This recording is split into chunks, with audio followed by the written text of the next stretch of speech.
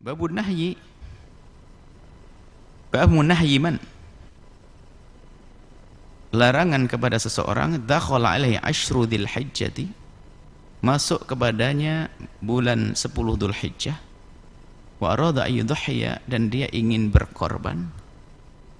Larangan apa? An akhdhi syai'in, untuk mengambil sesuatu, min sya'rihi, dari rambutnya, wa adhafirihi, dan kukunya, hatta yudhiya, sampai korban. Nah, ini kalau sudah bicara begini, ini bicara tentang kepasrahan, ya ta'abbudi. Apa urusannya? Bukankah termasuk minal fitrati, termasuk fitrah adalah memotong kuku, membersihkan bulu-bulu yang tersembunyi, baik di bulu ketiak atau yang lainnya? Bukankah itu dianjurkan? Tapi kenapa sekarang kok jadi tidak? Begitulah namanya ibadah itu ta'abbudi. Yang semula sunnah bahkan bisa saja menjadi haram. Ta'abbud itu pasrah. Lah kita itu memang yang perlu kita tingkatkan, yaitu kesadaran beribadah, ta'abbud, namanya ibadah. Melakukan sesuatu karena Allah, ta'abbudi, bukan banyak tanya kenapa dan kenapa. Itu membahayakan.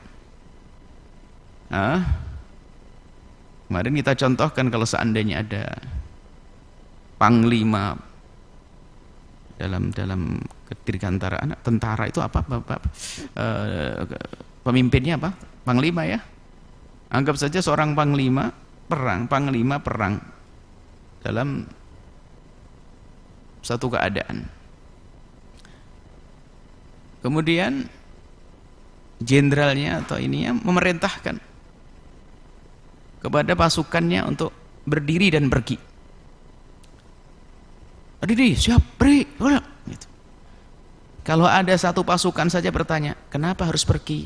Hikmahnya apa? Sebabnya apa? Dihukum dia, bisa dipecat dia. Kenapa? Karena sudah terbangun bahwasanya keyakinan bahwasanya jenderal atau panglima tidak akan merintahkan kecuali memang ada tujuan yang jelas. Itu kan antara kita dengan sesama manusia. Bagaimana kita dengan Nabi, dengan Allah, kok masih banyak tanya? Ini bagaimana kita ini? Memang setelah itu mencari hikmah itu boleh. Cuman kalau orang mempercayai sesuatu adalah berdasarkan hikmah, ini adalah itu ibadah yang berbahaya. Karena di saat dia belum puas dengan hikmah yang disebutkan, dia tidak punya iman nanti. Akan tapi yang perlu ditingkatkan adalah kepasrahan kita kepada syariat Nabi. Al-Islam sendiri kan pasrah. Sehingga kata Sayyidina Ali, "Lau kana ad-dinu bil aqli la musihal khaffu minal asfali." Kalau seandainya agama itu pakai akal-akalan, maka ya ngusap sepatu itu dari bawah, yang dipakai nginjek tanah di bawah, tapi ngusapnya di atasnya. Kemudian kenapa wudu?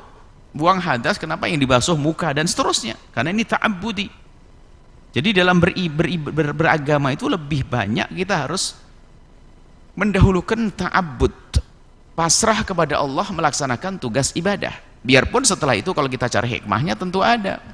Hanya tidak semua orang tuh puas dengan hikmah. Tapi sudahlah dengar, kalau sudah Nabi ngomong begitu, selesai. Yang berbicara adalah baginda Nabi, yantiqu 'anil hawa, tidak akan berucap dengan hawa nafsu. Dan itu wahyu, semata-mata wahyu.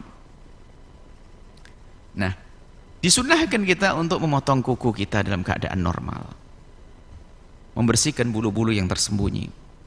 Nah, tapi di saat orang ihram haji dan umrah nggak boleh, jadi haram.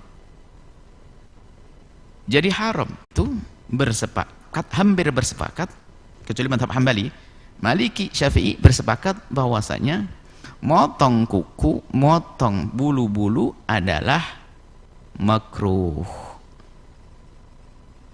Imam Ahmad bin Hanbal atau pengikut Imam Ahmad mengatakan haram.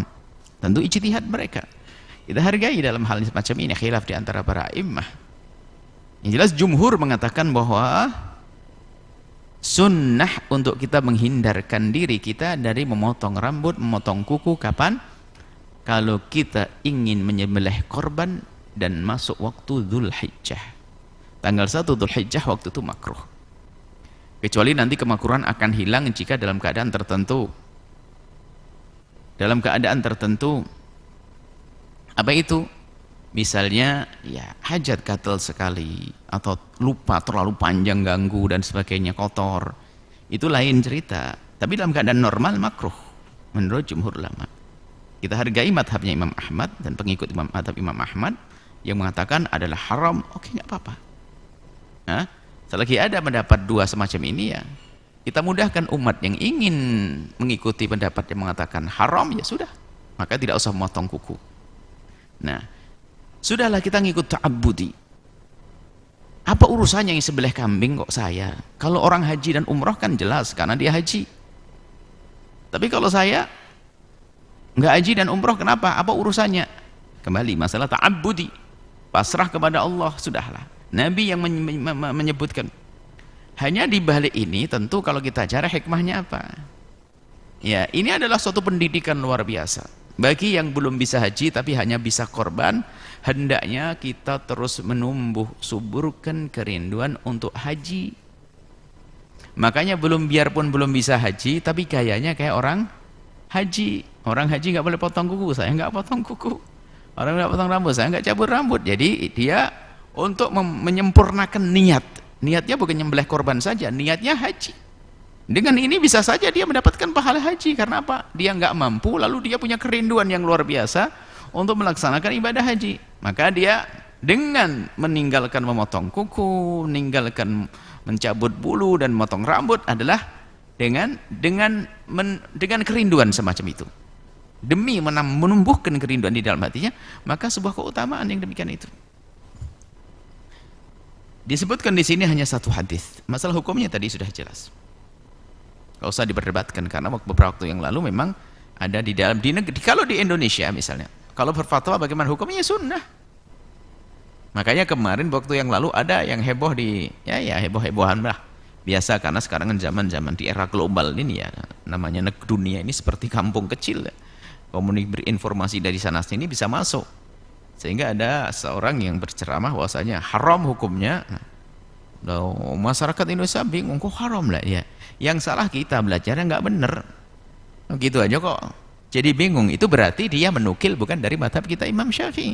Kalau madhab Imam Syafi'i sudah jelas sunnah kita untuk tidak memotong rambut, memotong kuku, selesai.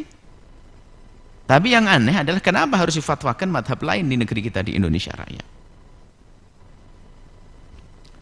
Seperti itu. Kemudian juga masalah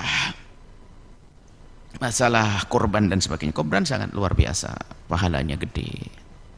Tapi kita pun juga harus punya pertimbangan masalah skala prioritas di dalam beribadah ya. Tidak kita pungkiri korban itu termasuk syiar. Tapi kadang juga dihadapkan kita dengan sesuatu yang lebih penting. Misalnya saya harus korban.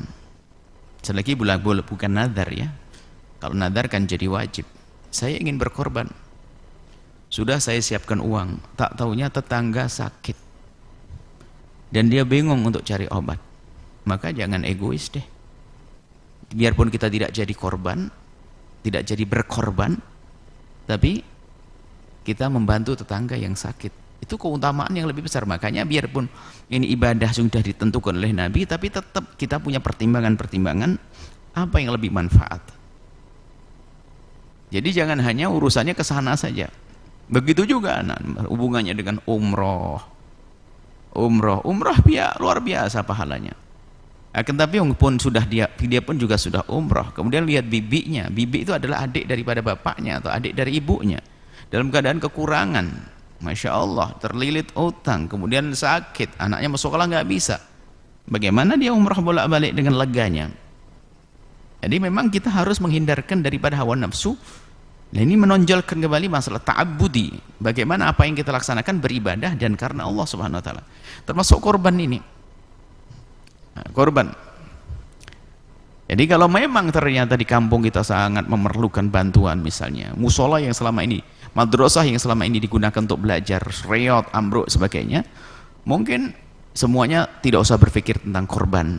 Tidak semuanya, sebagian berkorban, sebagian memikirkan tentang masalah musola atau madrasah yang ini adalah untuk mendidik anak-anak kaum muslimin.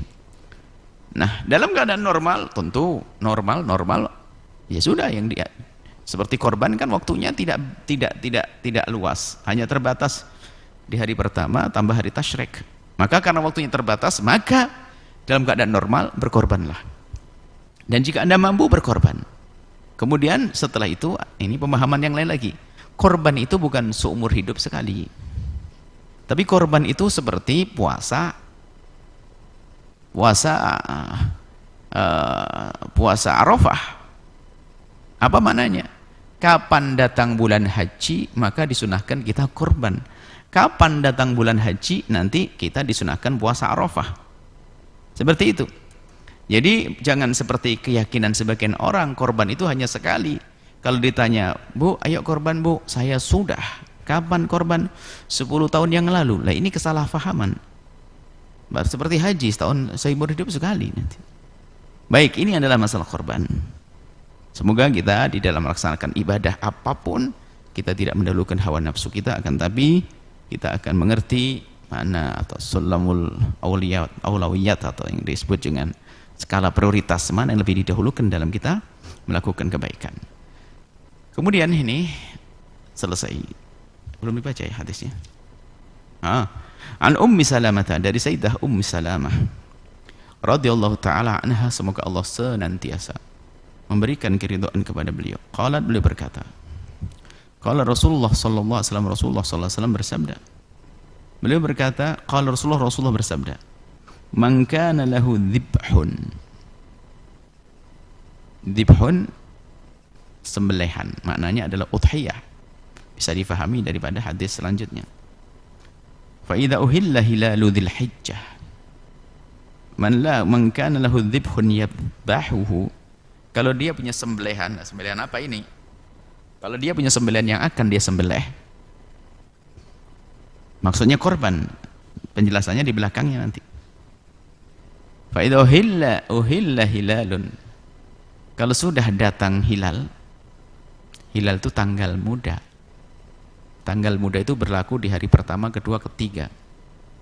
Kalau tanggal 1, 2, 3 itu rembulan disebut hilal. Kalau sudah lebih dari itu disebut qamar. Kalau pas di tanggal 15 Badr. Ya. Jadi namanya sama, qamar itu. Hilal kecil 1, 2, 3. Fala ya'khudanna, kalau sudah masuk Dzulhijjah, jangan ada yang mengambil min sya'rihi, dari rambutnya, rambut semuanya sekujur tubuh tanpa terkecuali. Wala min adfari, dan juga dari rambutnya, dari bulunya, syai'an, sesuatu, hatta sampai yudhhi nyembelih korban. Sampai nyembelih korban. Kalau nyembelih korbannya ditunda sampai hari ketiga tasyrik, hari tasyrik, ya makruhnya mundur sampai segitu.